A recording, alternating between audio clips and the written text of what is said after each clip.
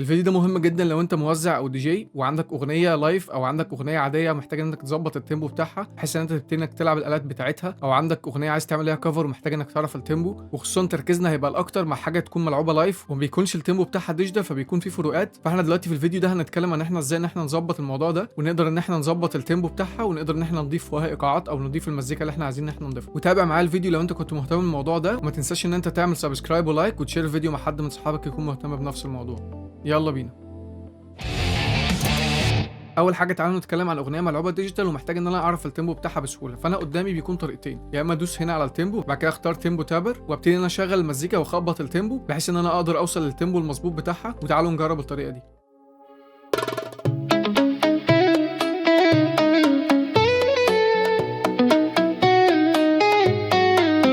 دلوقتي هو قال لي ان التيمبو بتاعها 116 فتعالوا نتاكد. وكده فعلا الموضوع ظبط. طب تعالوا نجربها بطريقه تانية برضو. انا دلوقتي هغير التيمبو بحيث ان انا مبقاش عارف ايه الرقم، وبعد كده هبتدي ان انا اسمع وابتدي ان انا اشوف مزوره كامله على بعضها بحيث ان انا احط اول دوم على المزوره. والفروتي لوبس هنا في ميزه حلوه قوي ان هو بيخليني اقدر اشوف الويف فورم بتاعت الصوت واقدر اميز ايه اللو فريكوينسي وايه الهاي. يعني الاحمر ده مثلا كده دي لو فريكوينسي، والصوت اللي هو المايل الاصفر ده شويه ده كده الميد، والحاجات اللي بتكون الازرق دي بتكون هاي. طيب بكل بساطه خالص تعالوا نسمع الاول عشان نشوف فين الدوم. كده قدرت ان انا اشوفها، حتى هي دي كده الدوم. همسح الجزء الاولاني اللي قبلها، ومهمتي دلوقتي ان انا انزل الدوم التاني على المزوره اللي بعدها على طول. دي كده الدوم التاني، هبتدي ان انا ازود في التيمبو لحد ما توصل انها تكون على بدايه المزوره. تعالوا نشغل ونظبطها مع بعض.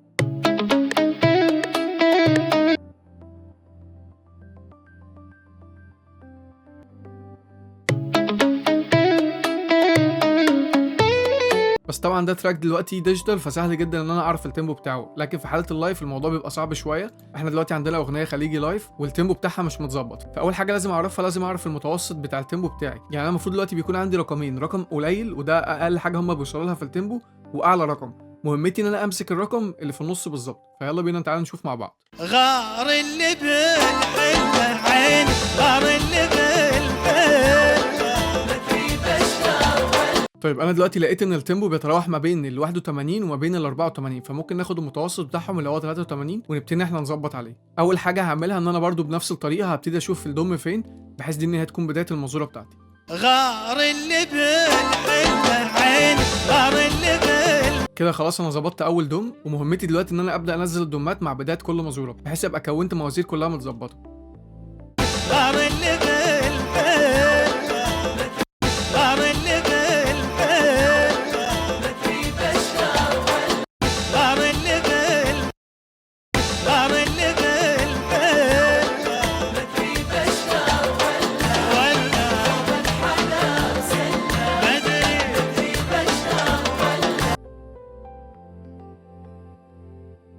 غار اللي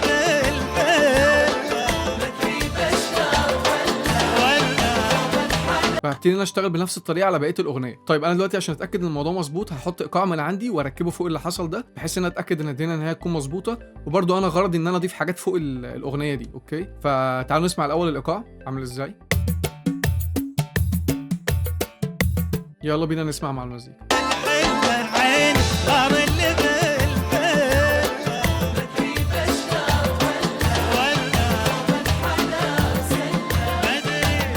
طب انا دلوقتي كده قدرت ان انا اظبط الموضوع وادخله في التيمبو.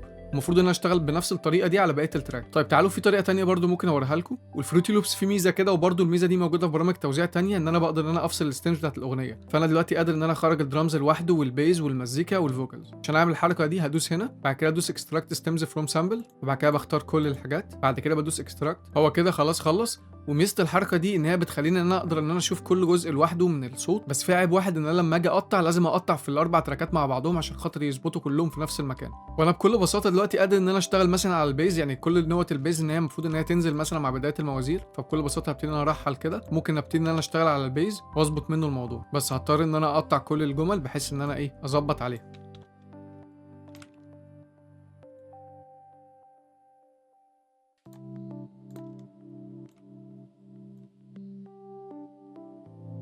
المفروض ان انا اكمل بنفس الطريقه. وميزه الحركه دي ان انا ممكن بكل سهوله افصل الدرامز واشغل الدرامز بتاعي وابتدي ان انا اسمع الموضوع. عين غار اللي بالحلة.